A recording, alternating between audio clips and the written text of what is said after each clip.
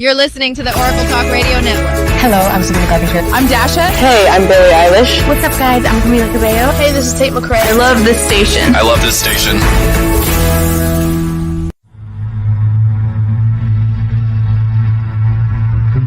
You're listening to Chasing Prophecy Radio, where we discuss anything and everything beyond the scope of normal. On the Oracle Talk Radio Network. Broadcasting live in Pittsburgh and Philadelphia. If it's unexplainable, we're talking about it. Whether you're a believer or a skeptic, we cover everything where the unknown becomes the known. And now, here are your hosts, Jenny Nicasio and Tom Callway.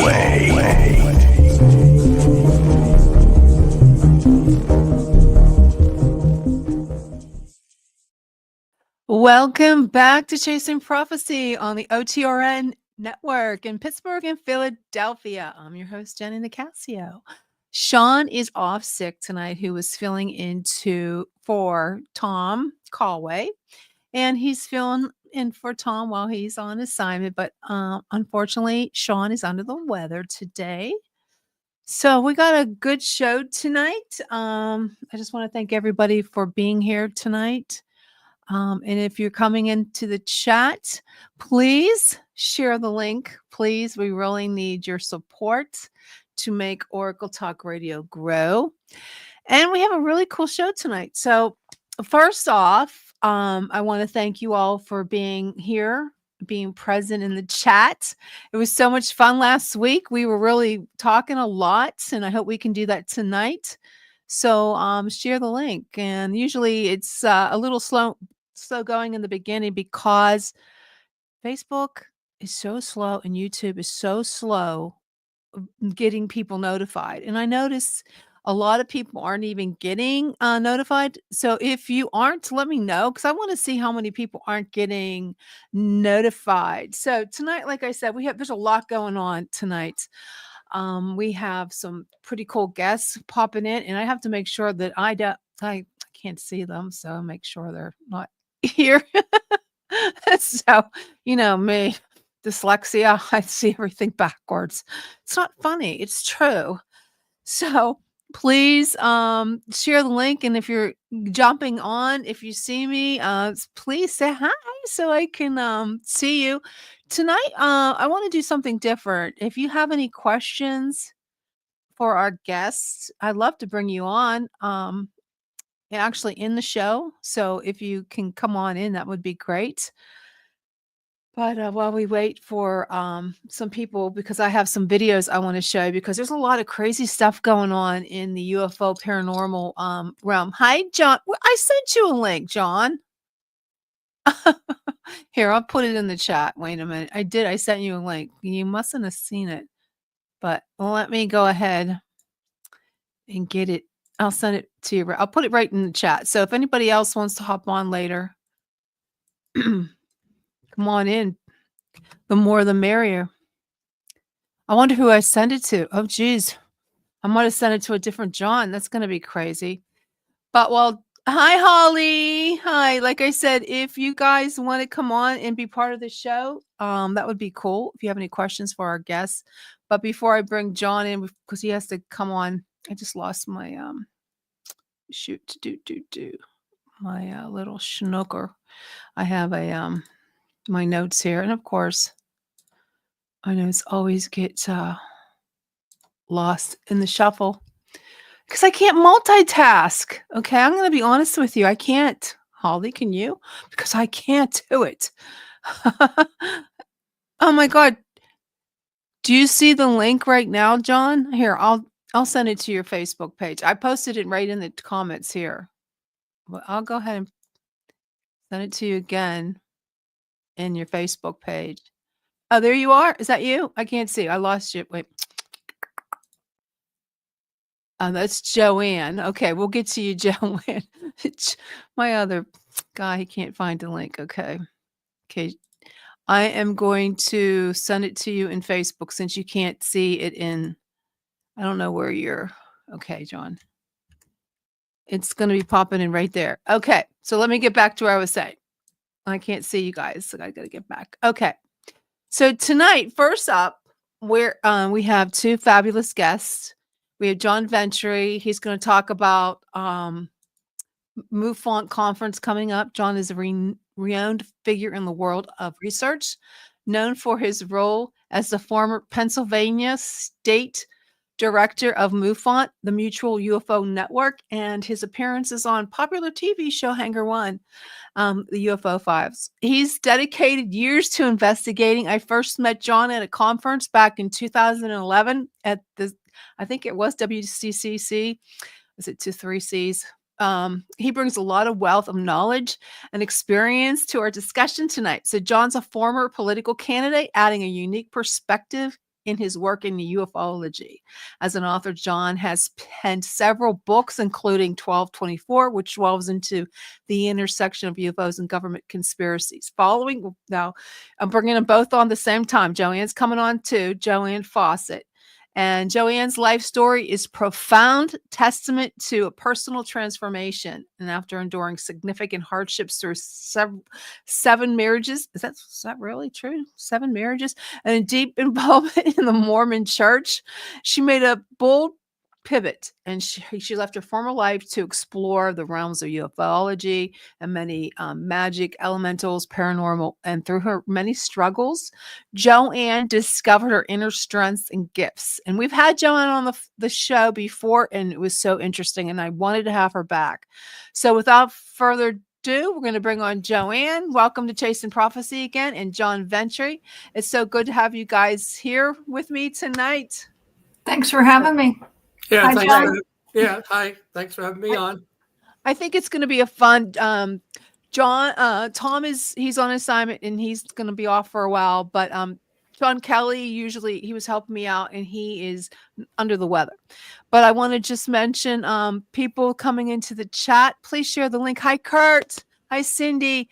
I'm so glad to see you guys. We're going to have a really cool show tonight. So what I want to do is tonight, we have a lot to discuss. I mean, we have a lot of things going on. There's a lot of things coming in the news, and I'm sure you guys heard it. If not, we're going to play the TikTok.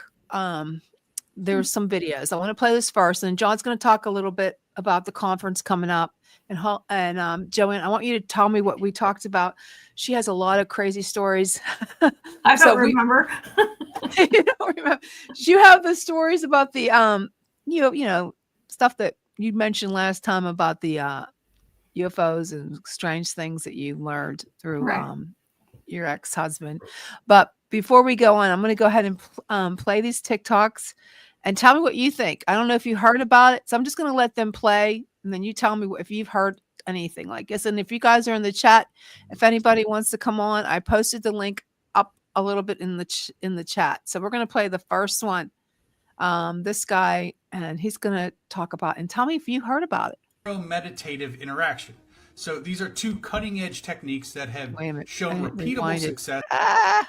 From now, we're being presented with proof that the UFO and UAP phenomena exists. Yes, you heard that correct. On Monday, April 7th, Jake Barber and the Skywatcher Group will be releasing groundbreaking data, which allegedly includes footage of a Tic Tac UAP encounter captured with radar, special instruments, and cameras.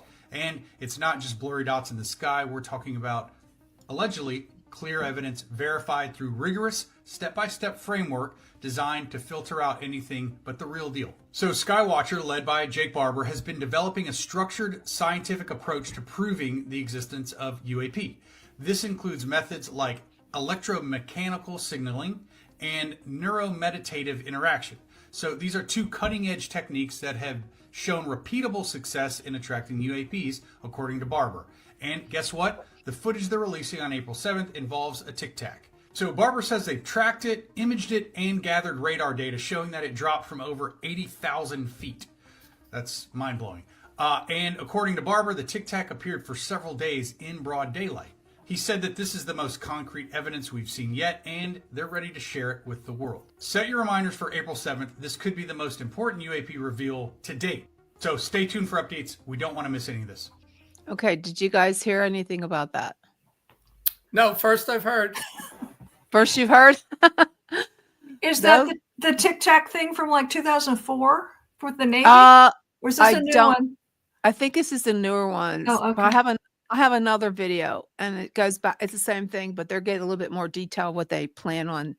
I haven't heard it. This is the first I've heard about it, but I know they talked about Donald Trump releasing a disclosure.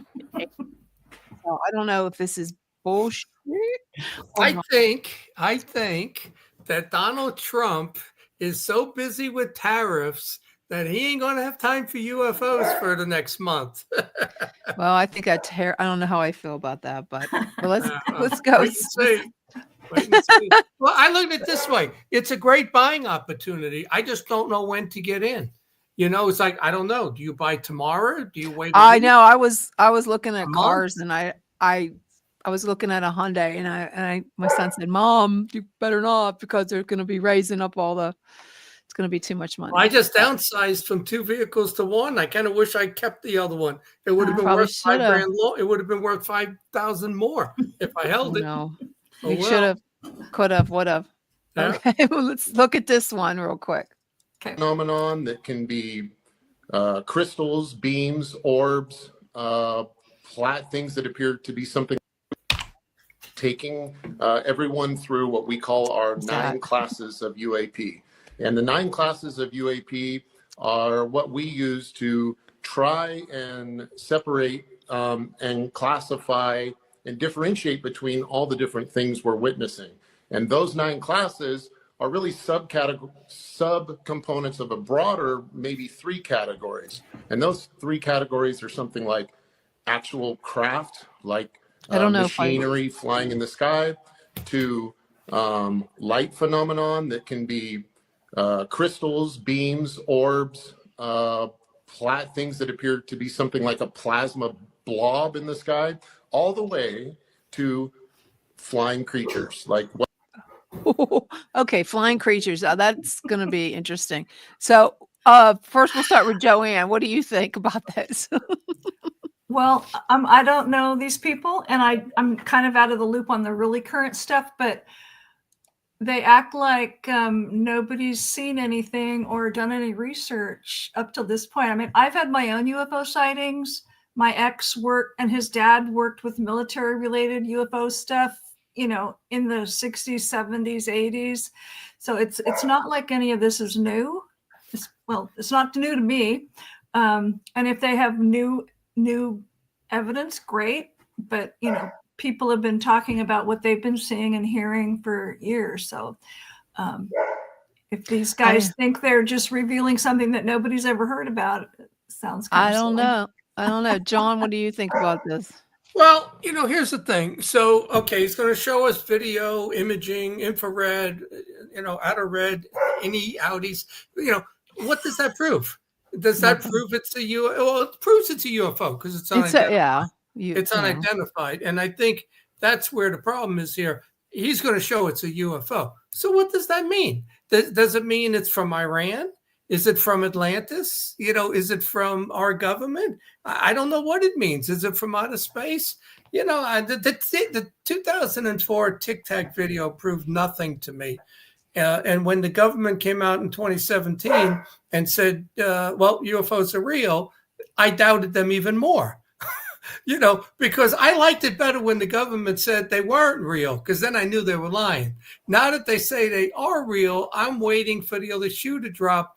What is the false flag you're going to spring on us? We know they're real, but, and here's the other thing. The guy in charge of it who resigned, I think it was last November, Fitzgerald, I think his name was, he said UFOs are real, but aliens aren't. Oh. And the UFO, oh, really? So UFOs are real, but there are no aliens. So what are you saying the UFOs are? You see, this is the problem with this whole disclosure thing. And I contacted David Fravor about 5 years ago. Mm-hmm. And I said, I'm doing 2, maybe 3 conferences here in PA with MUFON. Do you want to come speak at one of them? That people would love to hear, what you have to say. And he goes, MUFON, you mean a UFO conference about aliens? And I said, yeah, it's a UFO conference. So yeah, I guess it's aliens, right? He goes, I have no desire to speak about aliens. I said, you don't have any desire to speak about aliens? And he said, okay, bye. And he hung up. And then I was thinking about it. I said, well, you're telling me if you don't believe they're alien, then they're not from space. The Tic Tac is a government project. Okay. And that's what I've believed all along. If you don't want to talk about aliens, then I should have a conference about military technology. Joanne, do you think there are aliens? Because you think they're a government thing with? I think the human governments have their own spacecraft. I also know that many alien species have spacecraft. So if they're coming from space, or if they're not from our government, something has to be navigating them or driving them or flying them, whatever you want to call it. So you see, the message has bounced back and forth from everybody involved in this government agency. They say one thing, then they say another thing. They don't give you anything. It's carrots. The only good thing about this so far has been, I'm in the political arena also. And when I ran for county commissioner in 2019, I sent my press release to the newspaper locally here, the Tribune Review. And I said, local Hempfield man running for county commissioner. They reworded it. Local Hempfield man, former head of a UFO organization, thinks he can run for county commissioner. Well, that's because they think we're all a bunch of nuts. Then I ran for governor of Pennsylvania 4 years ago. And you're running again. And I'm running again next month. I'm going to announce. I want to be the first one to announce. I got everything is set. I got my palm card, my press release. Everything's ready. I just don't want to announce it right now. It's a little early. But, the first two interviews, the Trib had to say something about I do UFO investigations. And that's the first press release out. So now every newspaper and radio show, TV sees the first one. That's why when I send it next month, the Trib will be the last one to receive it. They'll get it a week after I send it to all the other newspapers and TV stations, But again, they brought it up. And, it lasted for a little bit, a couple of weeks. And then, we got into debates and they dropped the whole UFO thing, didn't come up. But when I ran for commissioner in 2023, I contacted the paper and I said, you guys have disparaged me with this UFO stuff. It's a hobby. And, if you got an issue with it, you need to contact the Pentagon because they say it's real. So the reporter that had written the other story said, yeah, you're right. Funny how that changed so quickly. So my point being, this whole thing since 2017 at least gave us legitimacy. You can't make fun of us anymore. That's the biggest thing that has come out of this. And you got people talking about this now. Congressman Guy Reschenthaler, right? He's our congressman, Jenny, for your area here. Guy Reschenthaler. I go to his to sign his petition last year, and he, the little fundraiser thing at Sharky's over in Latrobe. So I walk in, and there's got to be 200 people there. Guy Reschenthaler sees me. He screams out, "Everyone, John Ventry's here." I'm like, me? John Ventry's here. John Ventry believes in UFOs. John Ventry investigates. This is my congressman. John Ventry investigates you. He knows everything about UFOs. It was like he was so excited to see me. It's like, if I met the Pope, well, not the Pope. Well, if I met the president, well, maybe not the president right now. It's like, I don't know. If I met a really attractive woman. Okay. So that's about how excited he was. So, but, the congressman's involved. And one of the speakers, Thomas Reed, his congressman is the congressman involved in all these hearings. Tim, Berkshire, like that. He's the Tennessee congressman. He's going to be here Saturday. Thomas Reed is, but it's the same thing with his congressman. He has private conversations with Thomas Reed. I guess they have boats at a marina or something like that. And, but Thomas won't tell me what the congressman tells him. But, so, I mean, it's given us legitimacy, and that's the biggest thing. But, showing me a TikTok doesn't mean it's not ours. Right. And it's like TikTok, there's a lot of people that use TikTok now in the UFO community and the paranormal community. I mean, that's just another outlet. Maybe that's But why Trump wants to buy the TikTok platform. well, I'm on it constantly. Well, That's where I get a lot. they named that video of a drone or something TikTok. Yeah. So Well, you know what? Connection. I don't know, like Joanne. I don't know why they used to talk about the plasmas and the drones, and then they talking about it. So I don't know. And to answer Holly, oh, by the way, I just want to say hi, everybody: Kurt, Cindy, Neil, Joe, Holly. Glad you're in the chat. Please share the link. We want to get more people involved. I really appreciate you being here. So I don't know. Everything keeps changing. I don't know. And there was to answer Holly's question or comment, they were going to release it in March. I don't know why they chose to talk about the Kennedy files, which to me, I don't know why it's so old. Why do you agree, Joanne? Why, the assassination, we know. It's what did they tell us, though? I didn't follow it closely. So what did the Kennedy files tell us? The release. Joanne, did you even hear anything about it? No. I mean, I think they were talking about it being a military coup. Yeah. But, the somebody military didn't kill him. Yeah, the CIA did it. But, I said that 20 years ago, 30 years ago. I firmly believe LBJ was in on it because it was in Dallas. He's from Texas and he profited from it. So I believe I've always said LBJ was part and part with that. And LBJ was the last person to see Forrestal, Secretary of State Forrestal, if you remember that, back in the 50s. He was the last one to go in there and talk to him about that you can't go public with UFO information. And when he left the Bethesda hospital, Forrestal went flying out the 13th floor of the hospital. So, this guy, LBJ is he's not a high-standing human as far as I'm concerned. Well, I'm going to be at a UFO conference this weekend in San Francisco, UFO Con 2025. So I'll see what scuttlebutt is going around because yes, sure, that's where I tend to hear some of the more current stuff because I don't always stay in the loop like I used to be. But where do you live? Where do you live? I'm in Portland, Oregon, but I used to live in the San Francisco Bay Area.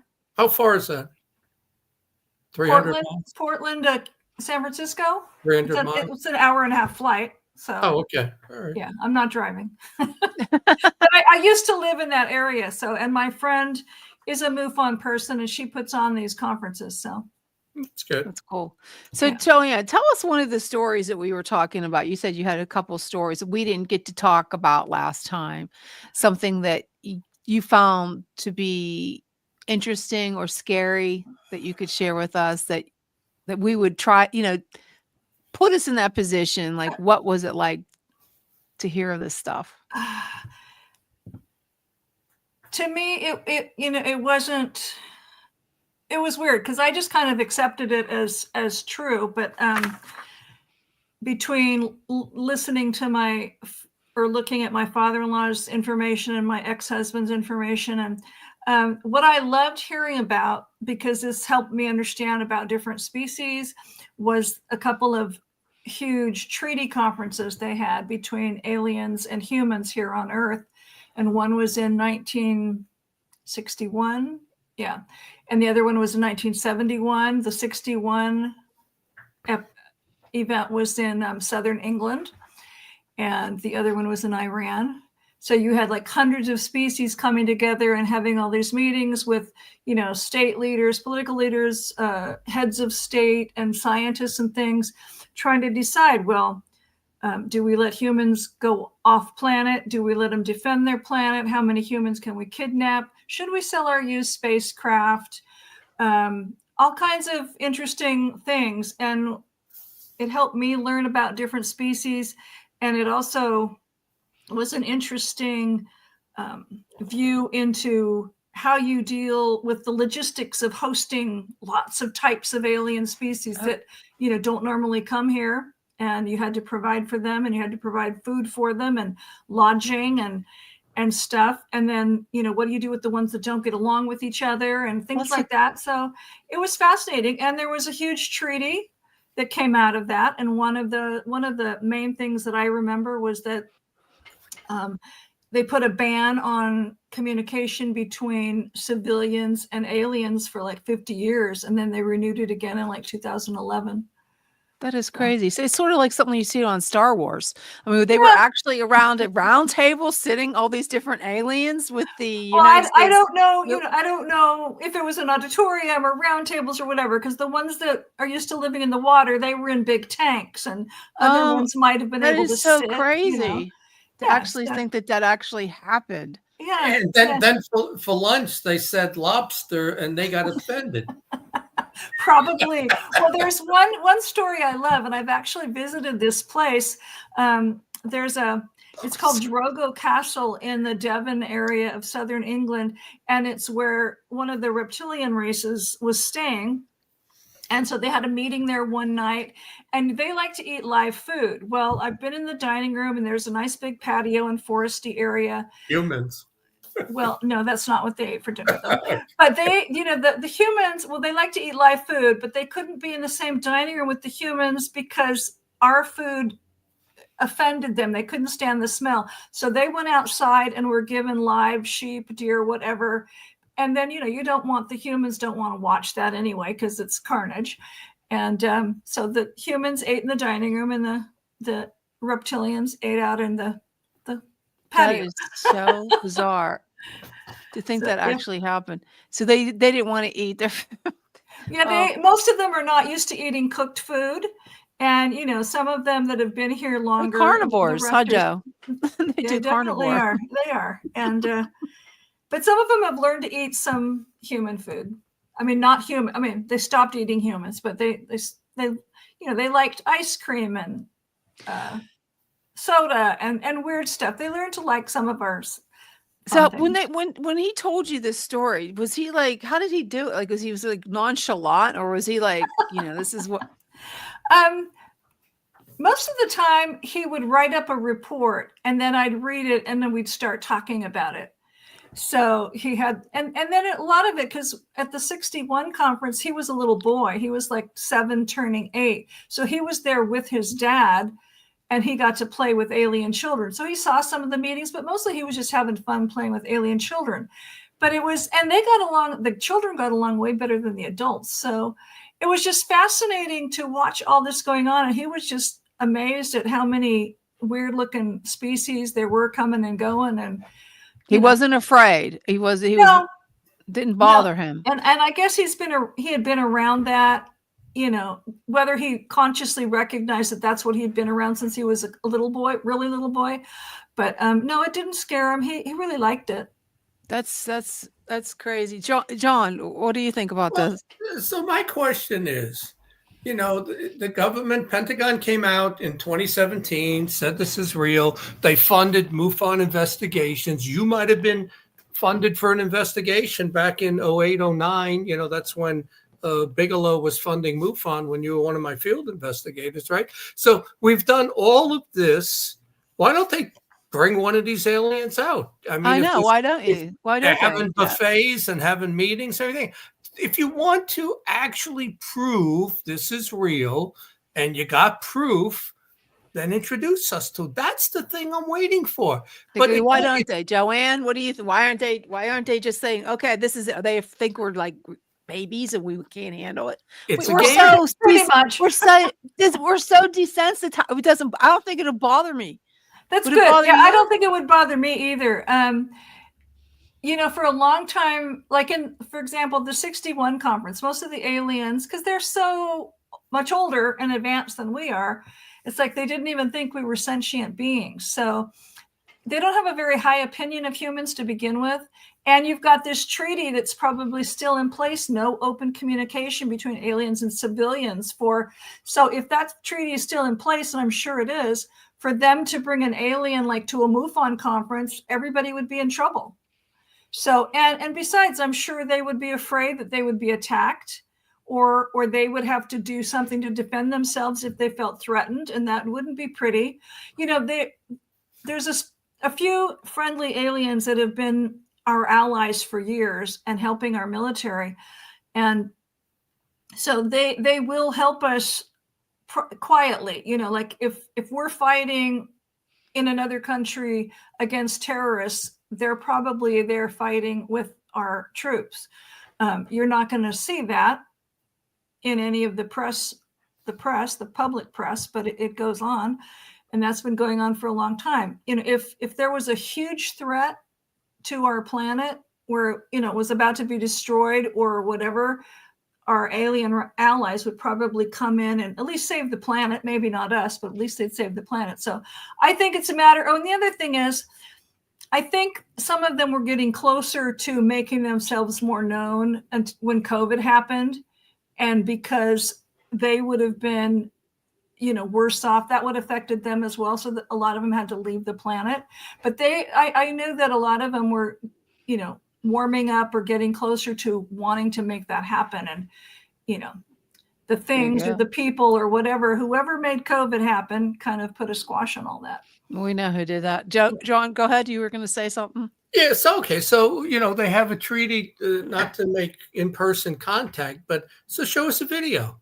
Show us a video of them at the UN or the Pentagon or someplace meeting with president, whoever, you know, secretary of state. Show us video, and then show us a piece of technology and say, look, take this to whatever lab, Bell Labs, whatever, and you'll find elements that are not in the periodic table. So if the government wants us, they want us to believe it's real, but they don't want to prove it. That would be a very simple way of proving it. And they haven't done it yet because there is a false flag agenda tied to this. We just don't know what it is yet. And it'll come out in a couple of years or something. Well, you know, we do have cell phones and laptops, and Musk has got all his space stuff. And, you know, we get a lot of technology from non-humans. So I think the proof is right there, but maybe we can't necessarily prove it.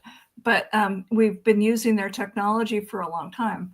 So, and I don't know why. I don't think they would openly be at a UN meeting anyway. But a lot of times, like, for example, you know, the public was not invited to the two big treaty conferences I know of. But I mean, if you go on,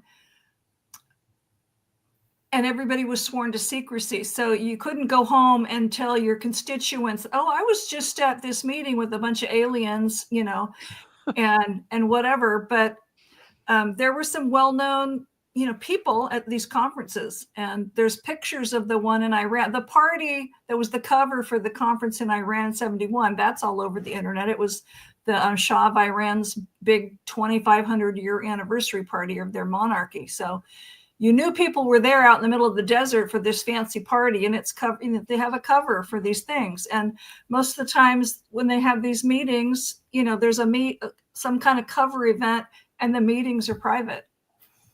Yeah, I wish we could find out. I wish we could, as the public, could actually go to one of these things. I know. Go ahead, John. But here, you know, here's something, because, you know, again, I'm going to stay skeptical, not to what you're saying, but I'm going to stay skeptical to the government, right? If you look at how they rolled this thing out, and to me, it's almost comical. And I want to say 98% of the people in the UFO field, 95%, whatever, are so happy that they got an announcement. That's all they wanted to hear. But they don't need any proof because they got what they wanted to hear, right? But let's look at how they rolled this thing out, right? So let's say it was 2017, the Academy to the Stars, right? Remember that? So yeah. Tom DeLonge, right? No, you got to really look at this. It's a couple of steps, 3-4 steps, and then they kept changing, right? So Tom DeLonge, and I said to myself, Tom DeLonge, I didn't know he wrote a book, UFO alien book at one point, but the alien book that he wrote talks about demons. Mm-hmm. That's what it talks about, that they're heroes fighting demons. That's what he said. Yeah. So I'll leave that part out. So I'm thinking to myself, why Tom DeLong is the spokesman? Well, if you want to bring the young people into this field because you got a plan here for something that's going to happen, you bring a rock star in. You bring a rock star in, you attract all these young people to the UFO field. So to me, it was very obvious what they did. So then, it's funny. Chris Mellon lives right over here, Jenny. Over past Latrobe. And I just got an email from him. I wanted to try to get him at the conference on Saturday to give us an update, but he said he's traveling. He's not around. So he again also doesn't want to come to the UFO conference, because we talk about aliens and cases and stuff but I don't really get that. So they got that group together. They offered a public offering for shares. Right. So they raised $2.3 million and then they spent $32 million and went bankrupt. So this didn't work. And the other thing was, what's his name? Bigelow. Bigelow's in the middle of this because if you look at the names of the people involved, they're all people that have been with Bigelow when he did NIDS, when Skinwalker Ranch. It's all the same people. He's got a group of 8 or 10, and 4 do this, 3 do that, 5 do that. They always resurface, like whack-a-mole. They always resurface, and if you see them, more than one of them, 2 of them, 3 of them, Bigelow's behind it. He absolutely is, right? And then Bigelow got jealous. I follow this stuff. Bigelow got jealous, and he did a press conference. Do you remember this, Jenny, a couple of years ago? Probably 2017, 18. And it was like on 60 Minutes or something. He goes, I have seen aliens. I have an alien body. He made some statement like that. I have one hiding in my basement. Yeah, he's got one in some underground base. He has one. He has seen them. They're real. The presence because he wasn't getting any press, and all these other guys were getting all the press. So he came forward and said, "Wait a minute, don't leave me out." So he said that. So then from that it transpired into, and at the same time they were funding MUFON. And MUFON told us the money was coming from Bigelow. We said, okay. I met Bigelow in Las Vegas, had about a 25-minute conversation with him about colonizing Mars. He was an interesting guy. We talked for a while there. And but they never told us the money came from the Pentagon. Then Harry Reid comes out and says, yeah, I got $17 million from the Pentagon, and I gave a bunch of it to Bigelow, and Bigelow gave it to MUFON. And that lasted 10 months. Again, you look at this, and you wonder why people don't have high opinions of MUFON, right? You're getting $654,000 to fund investigations. I paid for all of my investigations. You probably paid for yours too. So now we got this thing set up. They'll pay for your flight, your car rental, your hotel room, your gas, all of that stuff. If they approve the investigation, it's not for lights in the sky. It's something that has trace evidence, let's say. And so you got all this money coming in. And then after 10 months, there's this big fight between James Carrion and the MUFON board. And they don't want to give Bigelow the things they said they were going to give him, the reports, whatever it is. They're putting money into a separate account because they feel they deserve that money. Well, that wasn't the agreement.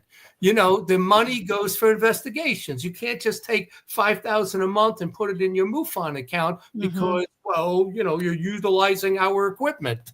Go ahead, Joanne. Is MUFON a nonprofit? Yes. Yeah.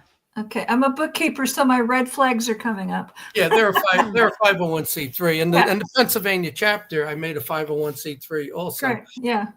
So I don't know. So you watch how. So MUFON had all this going on, and it self-destructs, right? And Bigelow said, "All right, I'm done with you guys." He pulls the funding. Then James Carrion, the international director, 2 months later gets fired. So now we're back to square one. We got no funding. You go pay for your investigations. I'll pay for mine. And a lot of people don't want to do that. They just do them over the phone, that type of thing. So I don't know. So, it seems like with MUFON, every time they take 2 steps forward, they take 3 steps back. And it's funny, Jen, when I was on the board of MUFON in 2011, 12, and 13, I gave them a list of like 18 suggestions of how to improve MUFON. And Tom Dooley, a longtime board member who was the director, he argued with me on every single point. We can't do this. We can't do that. We can't do this. We can't do that. So then once I'm off the board and I think Dooley retires, Jan Harzan takes over and he takes my list because he saved it. So that's the problem when you give out your ideas because you want to impress them. They kick you out. And then they take your ideas and they run with them. Simple things like having a MUFON cruise. Well, they did that. Add 1 page to the journal, which is 4 pages, right? Who did you say, Jan? Who? Harzan. Yeah, you know who he is. Isn't he in jail? Is he out of jail right now? He's in a 6x8 cell. But where's he out in jail? What prison is I don't know where it's in. I'm assuming it's in California. And that was a big surprise to everybody. But and then I said, well, let's make the journal in color, or if it's too expensive, just make the cover in color. They went and did that. It was like this whole list of stuff that they told me you can't do that. Then the next guy does. But it's amazing with that group. I'll tell you something else. I'm on their board and, we're talking, they put out their finances. I'm looking at it and they said, we have no money. And I said, okay, well, you've done 50 MUFON symposiums, right? People donate to you. I said, what do you got? Like saving bonds, CDs? You got money somewhere? No, we got no money. I said, wait a minute. PA MUFON from the conferences I'm running has $35,000 in the bank. I made that money for PA MUFON by running these conferences. How do you have no money? We have no money. So, of course, then they asked for donations. Me, like an idiot, I gave them $13,000 because they had no money. Well, if you want to give money, you can. Yeah, and then I got kicked off the board. But I got a designation as a lifetime member. So there you go. Yeah, there you go. Is your PA MUFON separate from like the U.S. MUFON? Yeah, they're a separate 501c3. They see. have their own designation and stuff, But I just formed my own LLC called String Theory of the Unexplained. Ooh. And I'm running the conference Saturday. We'll get this too, Jen. I made them $35,000. Everybody's happy, mostly. And mostly. Last year, I bring a speaker in, Joe Jordan. I think we talked about Joe Jordan. Joe Jordan. Yeah, he wrote a book, Unholy Communion, where he found all these abduction cases where these women were approached by a gray alien in their bedroom or whatever and screamed, "Jesus Christ, protect me!" and the alien left. Found 150 cases in the MUFON files. Really? So he was an atheist, and he starts saying, I don't understand this. Why would Jesus's name drive them off? So he does all this research. He finds even more. So he writes a book about it. He's now a reborn Christian, convinced the alien abduction is a demonic encounter, right? So I bring him in to speak. Talk about that. Yeah, I brought him in to speak. 6 pastors showed up. He gave his lecture. Afterwards, they all went over to him, thanked him for telling the truth, that there's more to this story. The field investigators with MUFON came up to me after the dinner, and put their finger in my face and said, "Don't you ever bring somebody in like that again. That was terrible." Well, it's funny. The only people who didn't like his opinion was the MUFON field investigators, the UFO investigators. The public liked it. I liked it, So now January, they approached me and they say, we don't want you doing the conferences anymore. We want to pick the speakers because of what happened last year, right? And I said, oh, really? I said, well, I got news for you. I don't speak. I don't run the conference. They want it all their way, So then they said, we're not coming to Greensburg. We don't like the area. It's like this little hole in the wall in the state. Well, it's kind of a little hole in the ground. I guess if you drive through, down 119 into Youngwood, But they said, we're not coming. I said, well, let me get this right. We draw 100 more people than Philadelphia does, but you don't like it. No, we're not coming there. I said, okay. I remember the Bugsy movie. Remember Bugsy, where the Flamingo Hotel? Do you remember? They go out into the desert. There's the little flamingo and the little casino, and it's a dive, but it makes money. And remember, the Virginia Hill said, "Shut this place down. It's dirty," and he did it for her. And then Cohen said to him, Bugsy Siegel. It made money. That's all that mattered. Don't matter it was dirty. It made money. So I said to the MUFON PA group, I said, okay, I tell you what, you don't want to run this. You don't want to come here. I'll run it. There's 67. Yeah, it made money. I got news for you. It makes good money. So 67 counties in Pennsylvania. I said, I'll cut a deal with you. You give me one, you keep 66. I'll even help you with the other 66. But this it has to be better than Joanne. He had a conference in a church in Greensburg, yes, I did. Pennsylvania, and they were talking about devils and demons and in a church. What a good lineup we had. We had David Paulides, Missing 411. We had Nick Pope. We had Steve Mira from England. We had a loaded lineup for that one. We did it in the church. The sound was great. It was so good. If anybody whispered, because that's the acoustics. If somebody whispered, everybody in the room heard it. It was packed. It was one of the best ones we had. And then I went to book it again the following year there. They said no. And they told me, you can never come back again.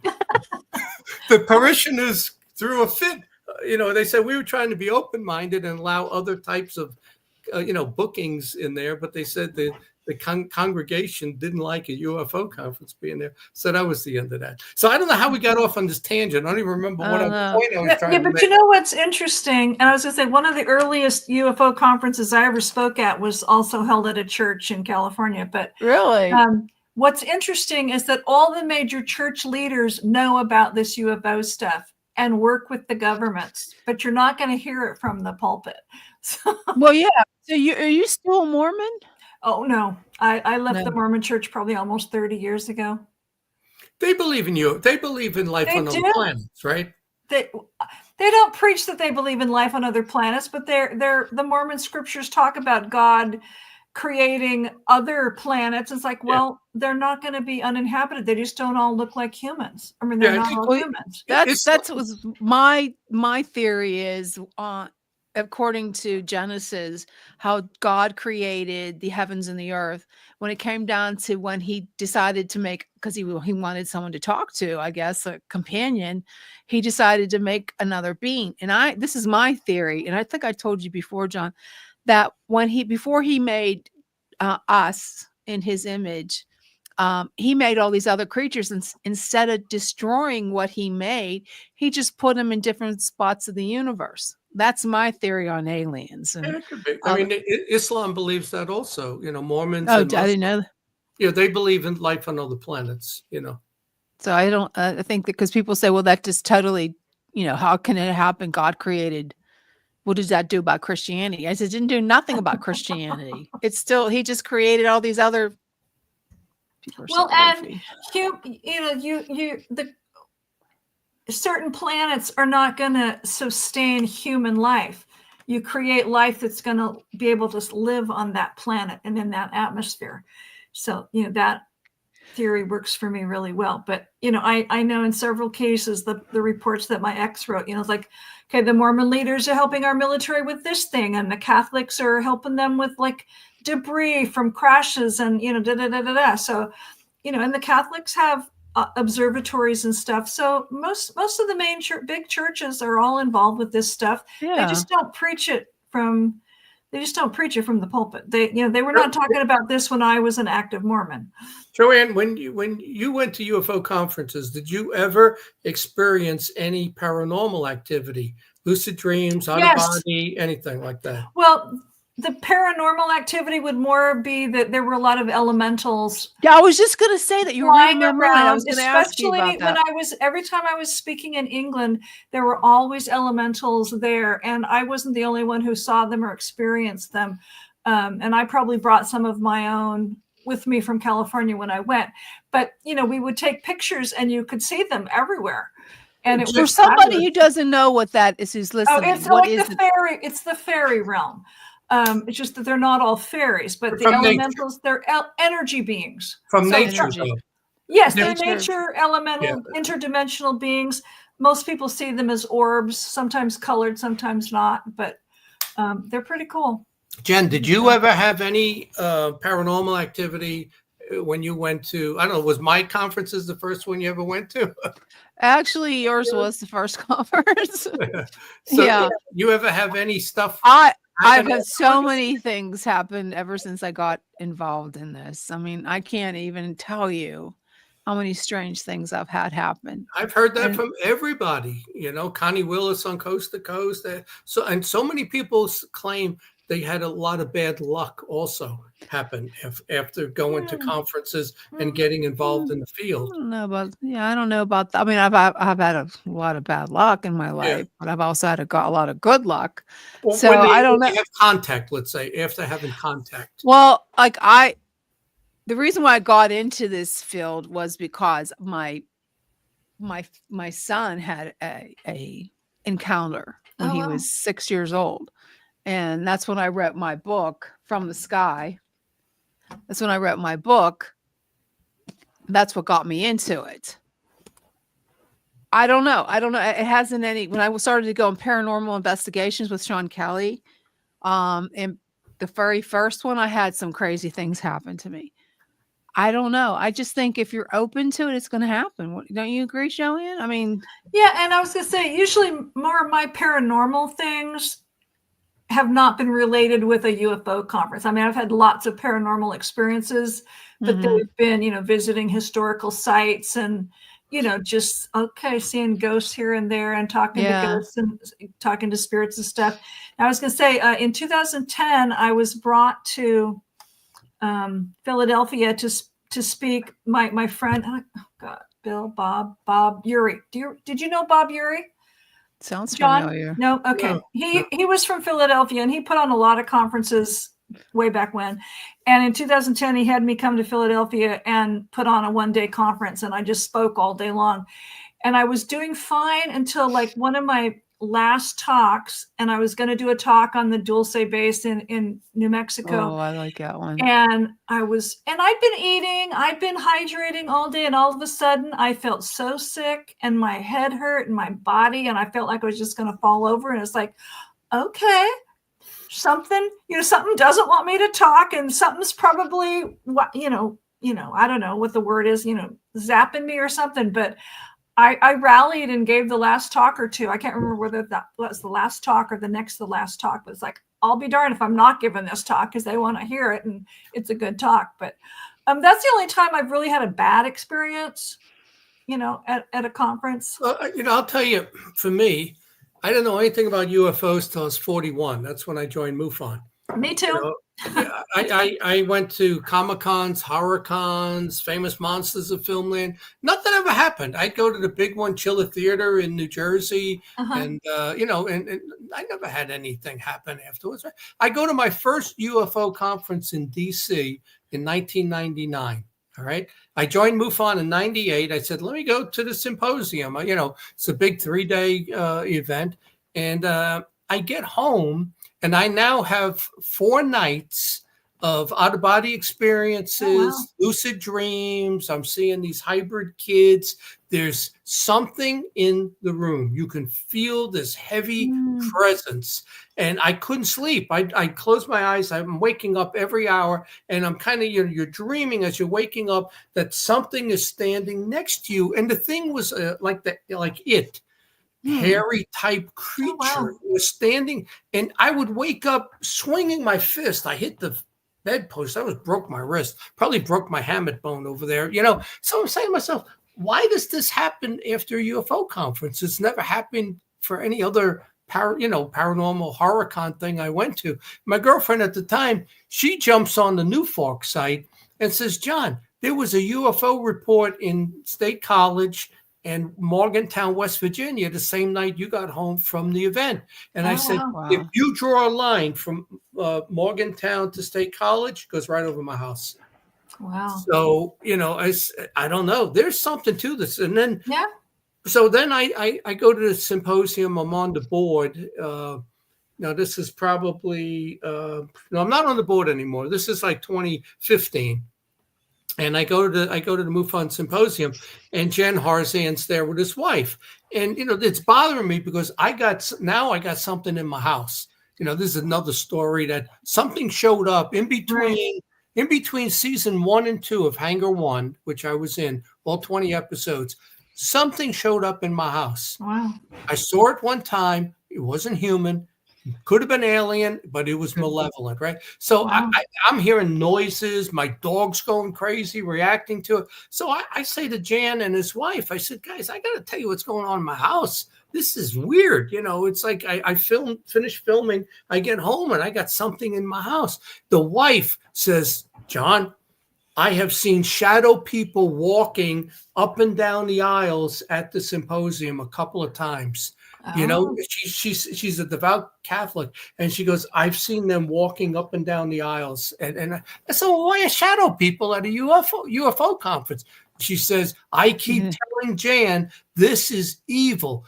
Get out of the UFO field. But now he's the international director. And, the warning, the prophecy, Jen, chasing prophecy, is she was telling him, get out of the field. Something is going to happen. It's what happens with him. He gets sucked into a sting operation, and now he's got 5 years in prison.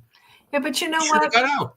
And I was going to say, the only other evil or bad feeling is when the government people were following me or showing up when I was doing research or, doing my work for this stuff. It's yes, I know that there are several aliens who have negative agendas and aren't our friends or our allies, and they don't get along with a lot of the other alien species. But I constantly tell people there are lots of friendly species, so please don't put all the aliens in one bucket and say they're evil, because they're not all evil, and they're not all demonic. They may be doing bad things, but I don't think they're necessarily demonic. Some of them are pretty much monsterly, but they're just I don't do religion at all, but I don't put a religious demonic meaning to it. And in fact, a lot of aliens I know of are very spiritual. So, do you think they're interdimensional or extraterrestrial? Both. Many of them can be interdimensional, and there's hundreds of species that are out in space. And there's several species that are from this planet and live here under the water. Some of the ones that are normally out in space have bases here. Lots. I kind of lean to the interdimensional. And it's funny, I did a lot of research.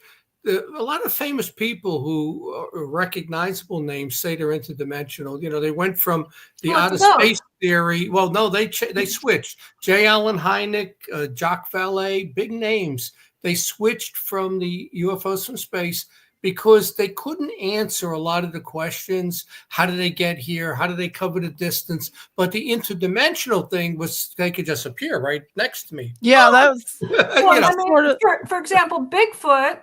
Yeah, I was just going to say that. They are interdimensional, but they also have spacecraft. And the raptors that I know a lot about, they use spacecraft, but they also know how to use wormhole technology, so they get here fast.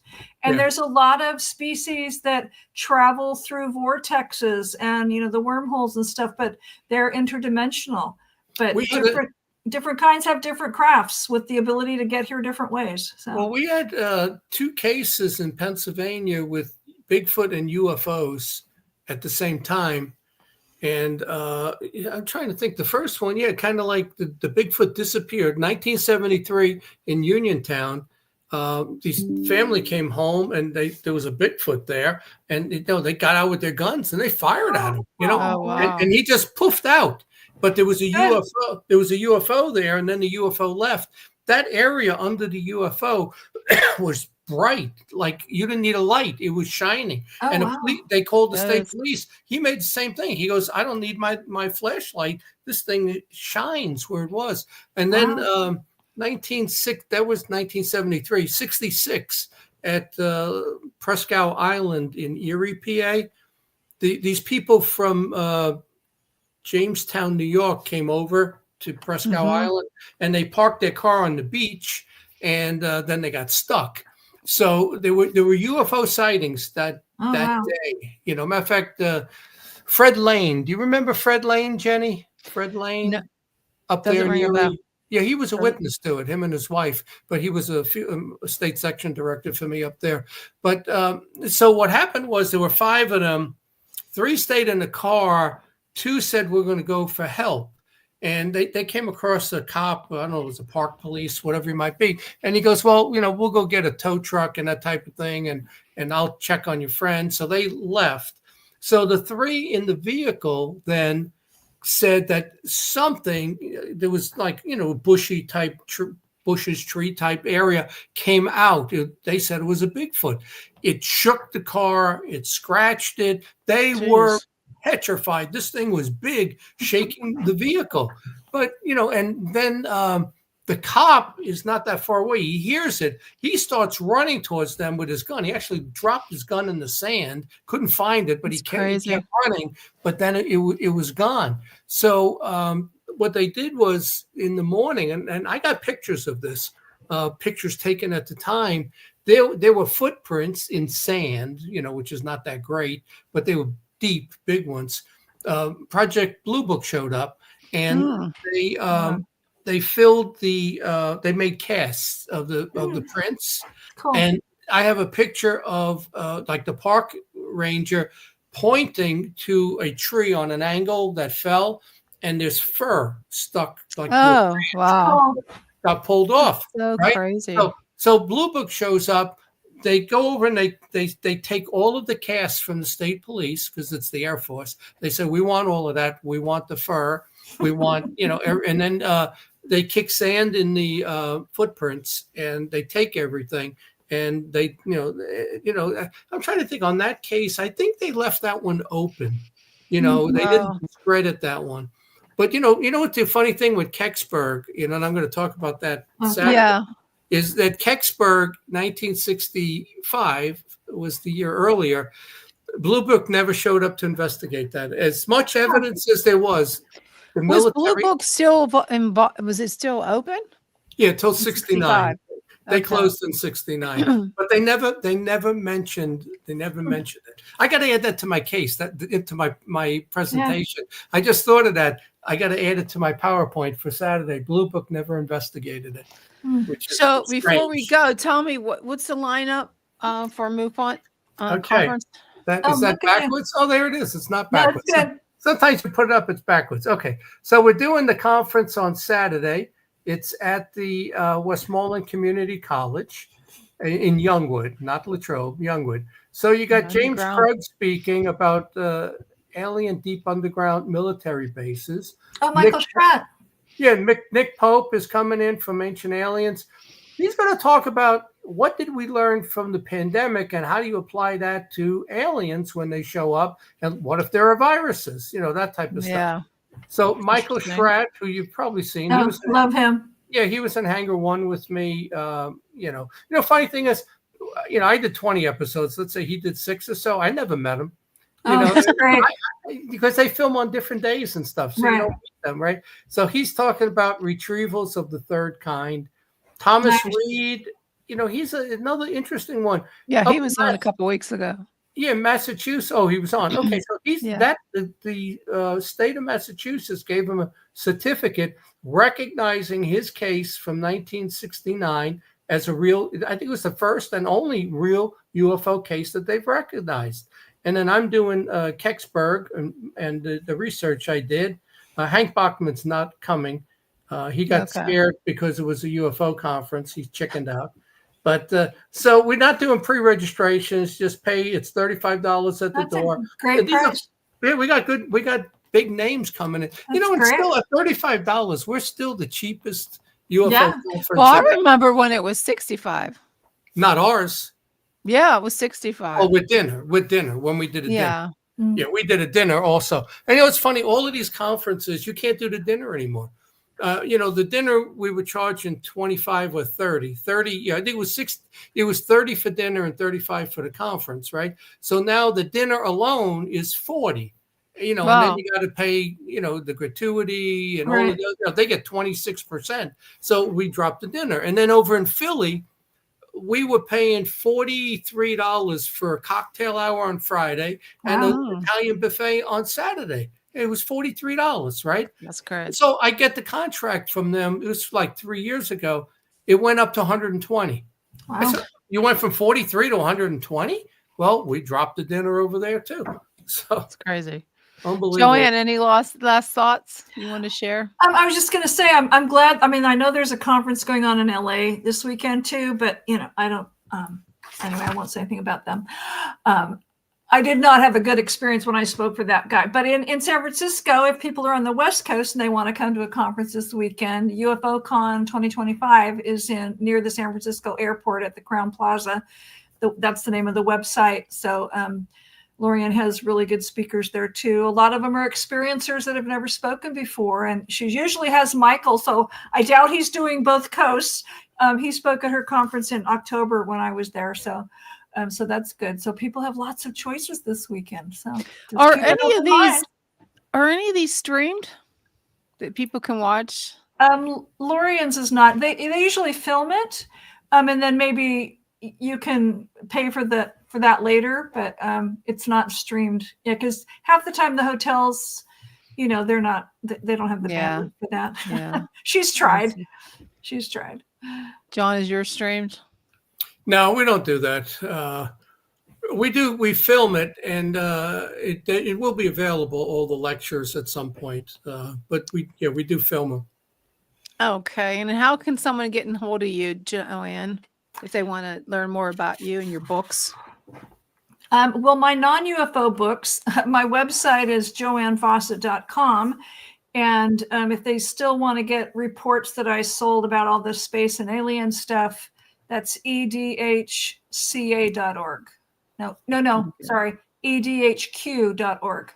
There you go. And what about you, John? The only thing. Yeah, I got 11 books. They're all on Amazon. You just look me up on Amazon. You can get the books. They're on Barnes and Noble too, but only they're on Nook. I don't have the printed copies on Barnes and Noble. But if you want to find me, just look me up on Facebook. You'll find me. You can message me. But the conference starts at 9 a.m. on Saturday. The cafe is open at 8 a.m. if you want to get breakfast first. And that's Westmoreland Community College in Youngwood, PA. 9 to 5. 5 really good speakers, I think. And it's only $35. That sounds Have fantastic. a great conference. Yeah, I hope so. Well, we got weather coming. I just hope crappy weather. The plane flights, they're coming in from California, Schratz in California, Right. Pope in Arizona, and they're not going to hit that until they take off from Dallas for the second plane. So I don't know if they're going to be late. Crazy April weather. I know. Is there a big storm between you and them? There's all tornadoes from Tennessee. Yeah. And the one guy's driving in from Knoxville, Tennessee. I told him, you better drive and stay ahead of the tornadoes because it's coming across that whole area. My daughter just flew to Florida today for business, and she didn't complain about tornadoes, so she got there safe. That's all I care about. I'm just hoping that, by the time, actually by tomorrow night, it's actually supposed to be okay and just a little rain on and off here. So I'm thinking they can get out of Dallas and just get over all of that. And then by the time they get here, it's minimum rain. That's what the weather is. Okay. Before we go, I forgot to mention what you got there. This is a hydrogen water tank. This reminds me of an alien tank. Yes. And it is really cool. It changes colors and it hydrates the water. Nice. And hydrogenated water is supposed to be excellent for you. And I got this, and I also have the link on my TikTok page if anybody wants to check it out on I don't even know what my name is. The official Jenny Nicasio of TikTok, but I got this sponsored, but it's sponsored, and Cool. I think it's really cool. It goes off in 3 minutes, and it's so good for you. It helps your metabolism, your skin. It helps with longevity. And in my book, it's so funny because my aliens, they cannot have hydrogenated water. Hydrogen is everywhere. It's poison to them in large amounts. But in my book, it's so funny that I come across it because there's on my third book, there's a tube, like guess, and there's an alien creature. Oh, remember the movie Signs? Mel Gibson? Yes. They throw water on them, and that's H2O, right? But this is really good, and it's so cool. And I just think it's really awesome, and I drink it like crazy because it tastes so much better than regular water. Cool. And I have this. This is a sponsored item too. That's on my TikTok page. This is a a water bottle that has lights, and it's what it does is when it's time for you, you can't really see it, but when you it tells you when it's time to drink water. Oh, to drink more water. Oh, cool. Yeah, and it changes a different color. It changes. Is it humming? Like I hear something humming. You know what that is? That's I Joe think that's my son. He has a movie theater. Oh, I think you're hearing the vibration. I don't think that's my refrigerator. Your producer's saying show over. Yeah, it is over. But you see how it's blue? It changes and it tells you cool. when it's really cool, and it keeps your water really cold. I think Nice. red is telling you when to drink, but I don't know why it's not doing it right. But anyways, you can find that link on my link tree in TikTok. Great. Okay. Well, thank you so much for joining. It was a fun show tonight. You have to come back, welcome. Joey, and talk about the elementals with Sean Kelly. He's filling in for Tom Conway. Okay. But he's into all the fairies. We'll have to have cool. you back in to talk about the fairies and the. Love to. You have to clarify that statement, but okay. No, well, he is into pineapple. So if he's listening, he likes pineapple shirts. You know the thing about pineapple. We won't go there. Okay. But All right. John, you're always welcome. John. All right. Yeah, and thank John, you. you're always welcome back to host if you want when Tom's out. All right. If Sean can't do it. Okay, guys, thank you for tuning in to Chasing you. Prophecy. It was a great show. Have a good night. Bye. See ya. Bye.